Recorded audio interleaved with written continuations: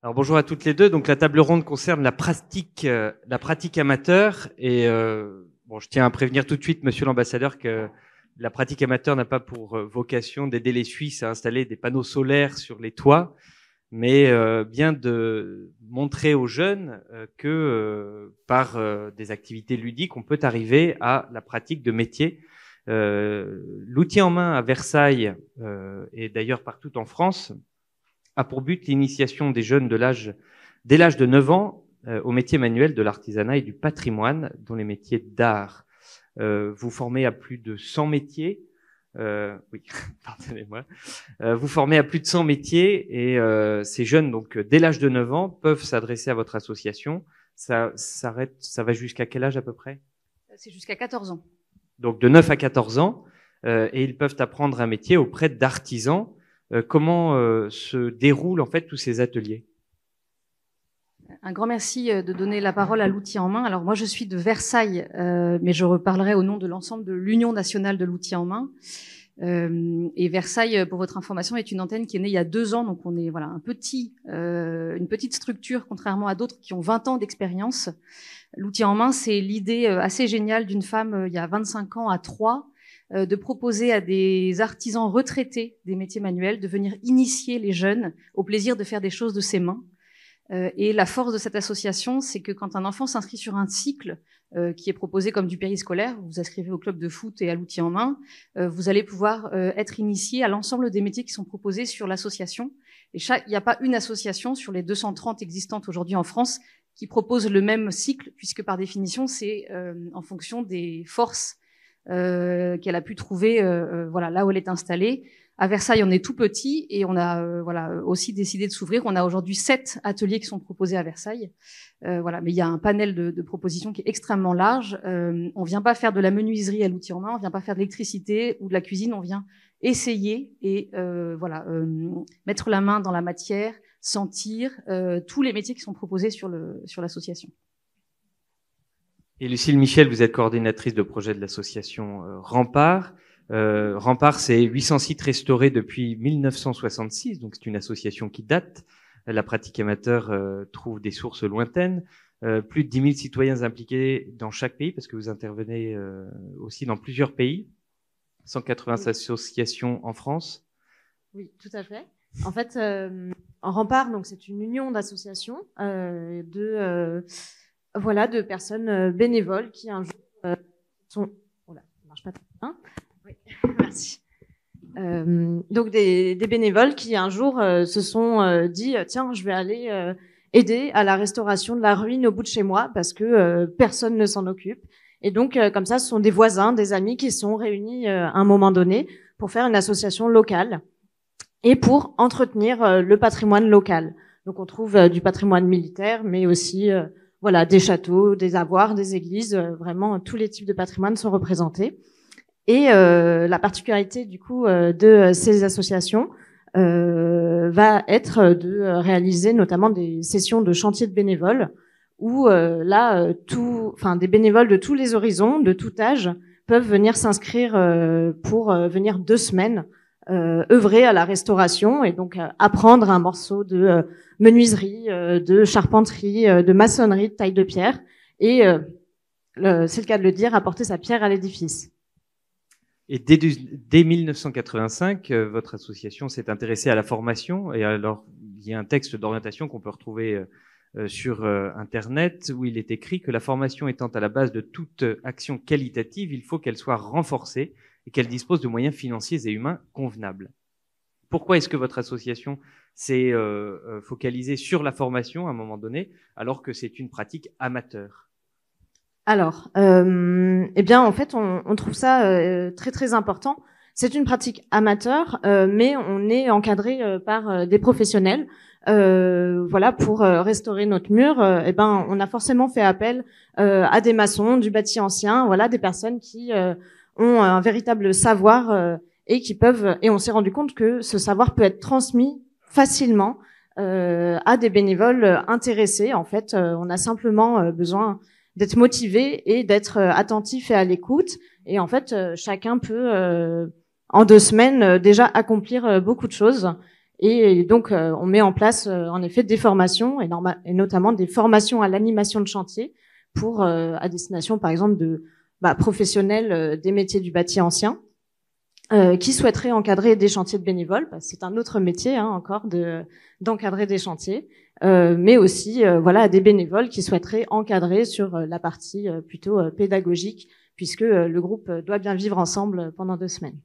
Et comment se passe la formation au métier en tant que tel, concrètement?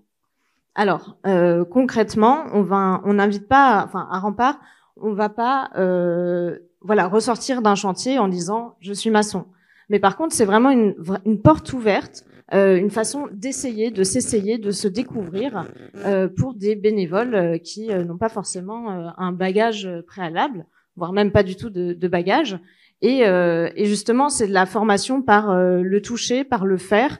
On va directement, dès le premier jour, donner les outils aux bénévoles et voilà, peut-être lui enseigner les gestes de base ou peut-être pas, et juste d'abord le laisser faire pour ensuite affiner en fait sa création. Et au bout de voilà, au bout de 2 semaines, on est capable de tailler une face plane, de tailler une pierre, de faire plein de choses. Et les personnes comme ça ont des révélations sur elles-mêmes en fait, qu'elles sont capables de faire des choses manuelles alors qu'elles n'en avaient pas forcément fait avant.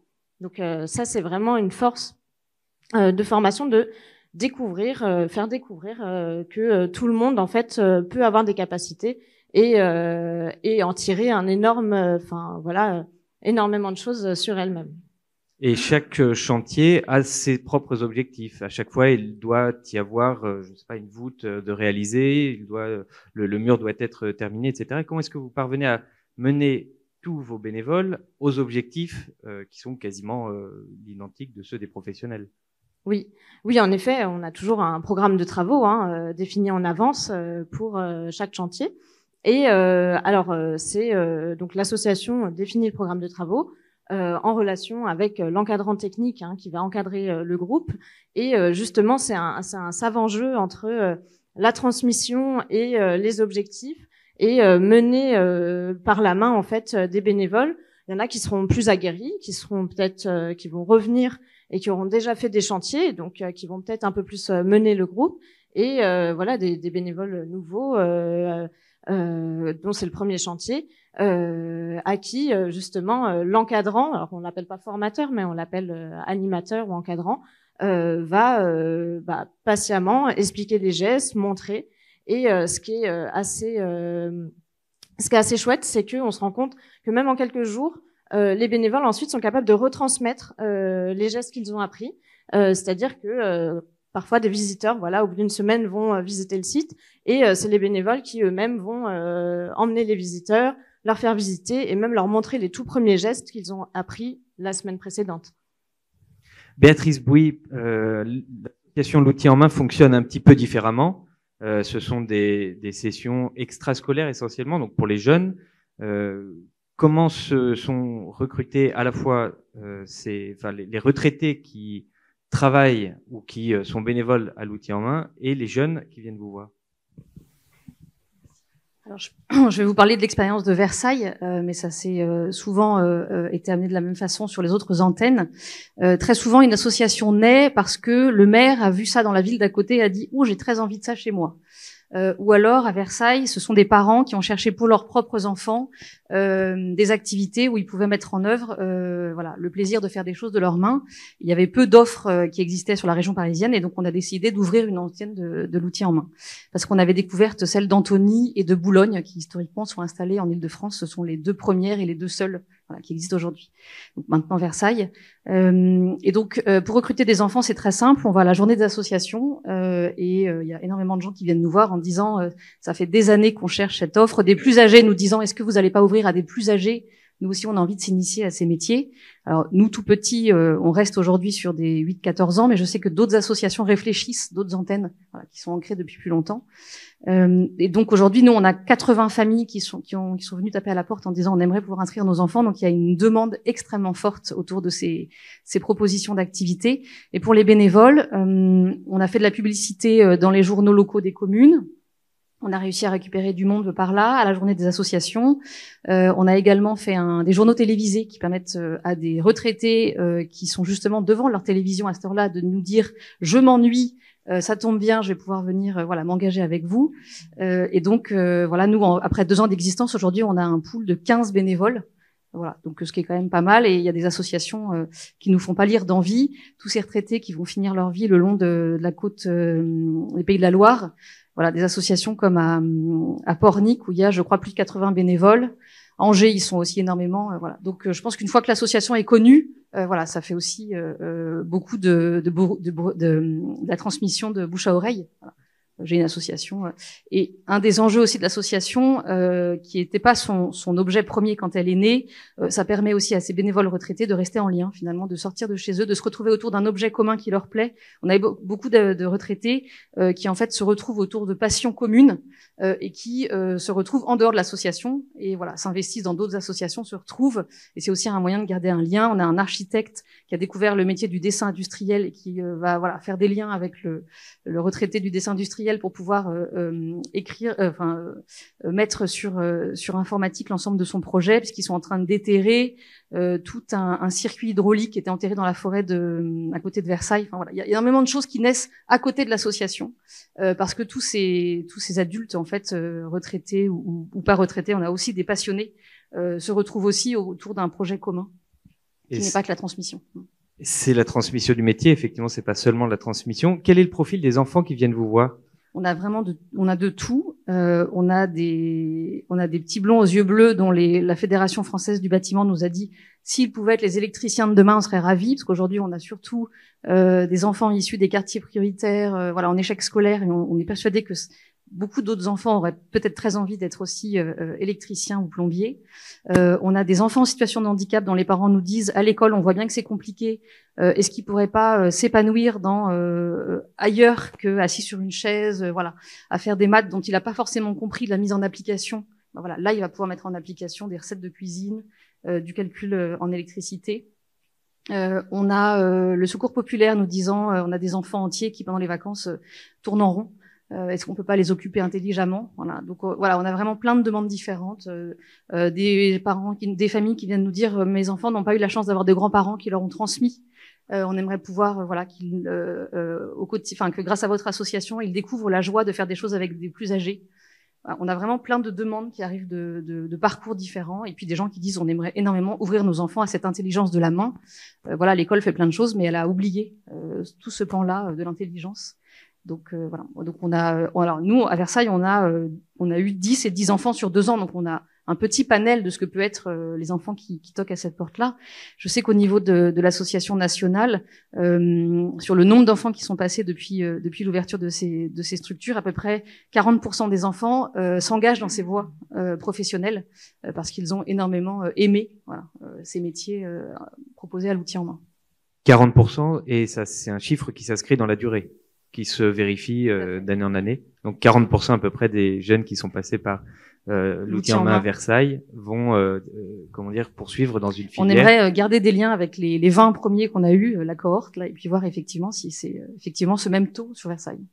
Et vous avez parlé de la FFB, je crois, ou de la Fédération française du bâtiment. Donc eux aussi viennent toquer à votre porte. Alors là, c'est nous qui avons été toqués à leur porte, mais on a le relais national qui va toquer aux portes de toutes les fédérations et on est invité à l'échelle départementale d'aller faire la même chose. Donc la porte est déjà un peu entrouverte par le national, qui ont évidemment trouvé ces projets passionnants, touchant du doigt la difficulté à recruter dans leur filière, et donc persuadés que c'est bien plus tôt qu'il faut convaincre ou intéresser les jeunes à ces métiers.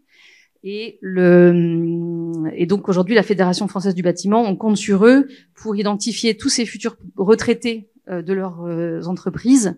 Et on a la FFB, on a aussi la CAFEB qui s'occupe des entreprises un peu plus petites, à qui on demande de l'aide pour identifier soit les futurs retraités, soit les gens déjà retraités. Alors c'est plus difficile pour eux d'aller toucher cette cible des déjà retraités. Pour nous aider, voilà, s'il y a une appétence à transmettre, qu'ils puissent venir rejoindre les rangs de l'outil en main à Versailles, peut-être d'autres antennes dans les Yvelines, on le souhaite. Et vous-même, Béatrice Bouy, quel est votre intérêt à être à l'outil en main à Versailles? Alors, il est pluriel. Alors, je suis d'abord la mère d'enfants qui a souhaité que ses enfants fassent des choses avec leurs mains, donc à la fois les filles et les garçons. Je suis également responsable au département des Yvelines dans un service qui s'occupe des enjeux de la place des seniors dans la société. Donc je suis intimement persuadée, de par mon engagement professionnel, que au regard de la quantité de seniors qu'on va avoir la chance d'avoir en France dans quelques années avec le vieillissement de la population, il faut s'appuyer sur cette force et ce savoir et toute cette transmission qui doit être passée de génération en génération. Donc moi je suis persuadée que la force de l'outil en main, c'est aussi ces retraités qui transmettent. Et voilà. Et puis persuadée qu'aujourd'hui, à l'image de du message qu'a pu faire passer depuis longtemps le président de l'Union de l'outil en main, faire en sorte que tous les enfants des Yvelines, en l'occurrence parce qu'on est sur les Yvelines, puissent avoir la chance de passer par l'outil en main, voilà, au même titre que ils vont avoir la chance de faire de la danse, du foot. Voilà. Et souvent ils font les deux, peut-être. Ils font tous beaucoup d'activités. On aimerait qu'ils aient aussi la chance de faire la découverte des métiers manuels. Lucille Michel, donc je rappelle que vous êtes coordinatrice de projet de l'association Rempart, et je me replonge dans un texte d'orientation générale de votre association, un autre cette fois, qui dit que le chantier de sauvegarde se distingue du bricolage. Pardon, à l'outil en main, mais se distingue du bricolage parce qu'il est réalisé au service de la collectivité et qu'il laisse des traces durables. C'est un objectif qui est transmis au cours de tous vos chantiers à vos bénévoles. Oui, en effet. En fait, ce texte part de l'idée que, c'est que quand on vit un chantier, en fait, quand on apporte sa pierre à l'édifice, eh bien, en fait, on crée quelque chose. Il y a vraiment la création d'un mouvement général citoyen, en fait, de participer à restaurer notre patrimoine. Donc c'est vraiment, ça va au-delà d'une simple participation pendant une semaine ou deux, voilà, de découvrir quelque chose pour soi, mais c'est aussi faire quelque chose pour les autres et faire quelque chose pour les monuments. Je pense que tous les bénévoles qui participent à des chantiers, même si c'est une fois dans leur vie, vont garder ce souvenir d'avoir participé à quelque chose de plus grand qu'eux, et dans une union de 200 associations, qui représente quelque chose d'assez monumental. Et nous avons parlé de l'éveil à l'intelligence de la main. Est-ce aussi très présent au sein de votre association et au sein des chantiers que vous dirigez? Bien sûr. En fait, notre public est souvent un public. Alors, il y a de tout. Hein. On a beaucoup de tranches d'âge plutôt étudiantes, mais on a aussi des retraités et aussi pas mal de salariés sur leurs vacances ou qui rêvent de se reconvertir. Et en fait, c'est un public qui parfois et souvent n'ont pas l'occasion dans le reste de l'année de faire du travail manuel et qui ont envie, pendant cette courte période d'apprendre un savoir-faire, d'apprendre un geste, d'apprendre la beauté du geste et c'est ce qu'on leur offre à Rempart. Comme ça, ils vont pouvoir découvrir, savoir qu'ils sont capables d'eux, comme on parlait tout à l'heure. En fait, tout le monde est capable, de poser une pierre pour peu qu'on ait les bonnes instructions. Qu'on soit accompagné, on est tous capables d'avancer et de faire avancer l'œuvre commune. Est-ce que vous avez des chiffres sur la conversion des personnes et de vos anciens stagiaires qui ont continué dans une voie de métier manuel? Alors, j'ai pas forcément de chiffres, mais là, par exemple, je prends un exemple du coup particulier sur un des derniers chantiers que j'ai contribué à organiser, qui s'est déroulé sur un donjon dans le 77. Donc on restaurait le chaînage d'angle, taille de pierre, maçonnerie. Et donc sur ce chantier qui a eu assez peu de bénévoles, donc il y avait 6 bénévoles. Il y a un jeune qui était suivi par une structure sociale qui lui se destine, cherche à rentrer en formation, dans les métiers de la taille de pierre, et un autre bénévole qui lui est un salarié en reconversion et qui là a commencé un nouveau boulot en maçonnerie du métier ancien.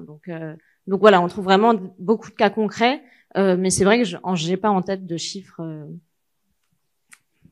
Avant de passer la question à la salle, la parole, à la salle, pour quelques questions, je souhaitais juste citer cette phrase que j'ai lue dans un des documents de quand on était, ce sont des propos, qui sont tenus par un monsieur qui s'appelle Jean-Marc Barrault, qui est maçon à Bolène et bénévole de l'outil en main, et qui dit quand on était jeune, on avait accès à tous les métiers et il suffisait de traverser le village pour voir le menuisier travailler.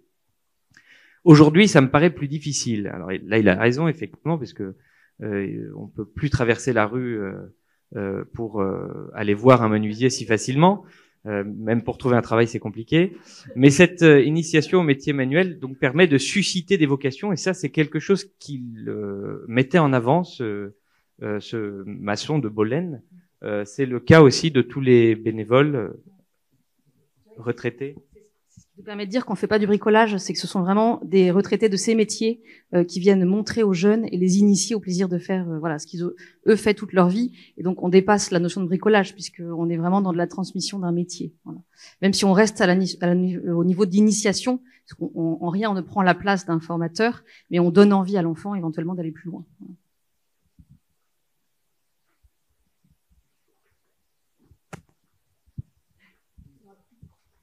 Bonjour. Ma question s'adresse plutôt à Rempart. Je voudrais savoir, est-ce que vous avez une perception positive de l'évolution du nombre de gens qui sont prêts à s'investir pour nous aider à sauver ce cher patrimoine qui nous pose un sérieux problème en France? Ou est-ce que c'est quelque chose qui est stable? Ou est-ce qu'on peut imaginer un bel avenir pour notre patrimoine grâce à vous?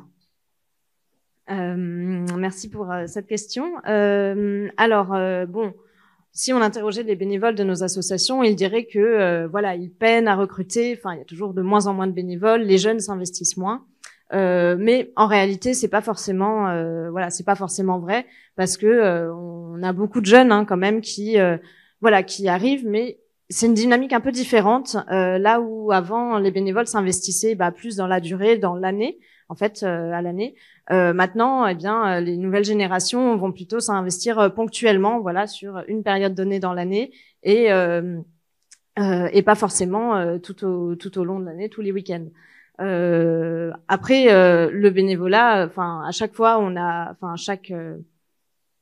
chaque décennie, on dit qu'il y en avait plus avant, mais au final, ça reste assez stable. Et le patrimoine, en tout cas, c'est quelque chose qui passionne encore les foules. Donc on a bon espoir que ça perdure. Et là, dans nos associations, on trouve vraiment pas mal de jeunes qui sont dans les conseils d'administration des assos et qui vont prendre la relève pour les années à venir.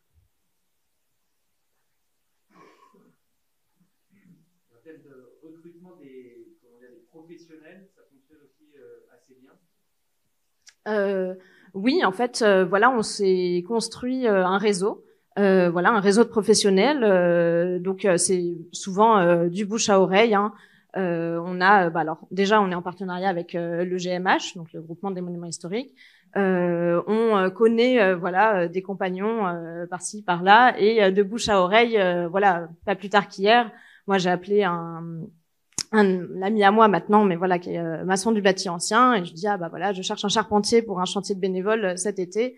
Il me donne un numéro et on y arrive comme ça. Et en fait, souvent les artisans et les professionnels sont hyper intéressés de venir 2 semaines transmettre des gestes, initier des bénévoles au métier.